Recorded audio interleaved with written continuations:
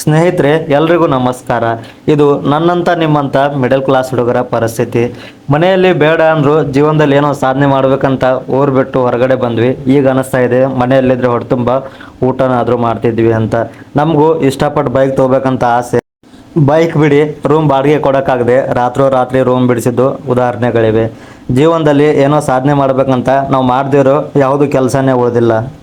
ನಮಗೂ ಮಾಲ್ ನೋಡಿದರೆ ಬಟ್ಟೆ ತೊಗೋಬೇಕಂತ ಆಸೆ. ಬಟ್ ಅಲ್ಲಿ ರೇಟಿಗೆ ನಮ್ಮ ಪರಿಸ್ಥಿತಿಗೆ ರೋಡ್ ಸೈಡ್ ಸಿಗೋ ಬಟ್ಟೆನೇ ಬ್ರ್ಯಾಂಡ್ ಅಂತ ತೊಗೊಂಡು ಅವನೇ ಖುಷಿಯಾಗಿದ್ದೀವಿ. ನಮ್ಮ ಹತ್ರ 100 ರೂಪಾಯಿ ಇದ್ದರೆ ನಮ್ಗೆ ನಾವೇ ರಾಜರು ಕಣ್ರಿ.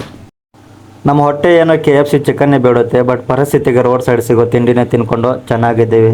ಮಿಡಲ್ ಕ್ಲಾಸ್ ಹುಡುಗರ ಹತ್ರ ಜೇಬಲ್ಲಿ 100 ರೂಪಾಯಿ ಇಲ್ದಿದ್ರು ನಮ್ಮ ಹತ್ರ ಮನಸ್ಸಲ್ಲಿ ಮುಖೇಶ್ ಅಂಬಾನಿ ಥರ ಕನಸುಗಳು ಇರ್ತವೆ. ಇದೇ ಪರಿಸ್ಥಿತಿಯಲ್ಲಿ ಇಷ್ಟಪಟ್ಟಿರೋ ಹುಡುಗಿ ಬೇರೆ.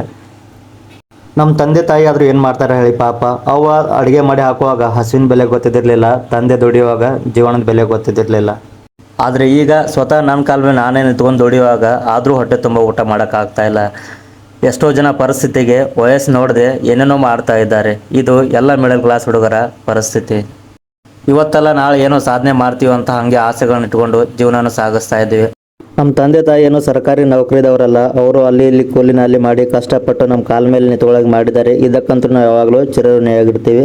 ಸ್ನೇಹಿತರೆ, ಜೀವನದಲ್ಲಿ ಏನಾದರೂ ಮಾಡೋಣ, ಹೋಪ್ ಮಾತ್ರ ಯಾವತ್ತೂ ಕಳ್ಕೊಳ್ಳೋಕೆ ಹೋಗಬೇಡಿ. ಎಲ್ಲರಿಗೂ ಒಳ್ಳೆಯದಾಗಲಿ.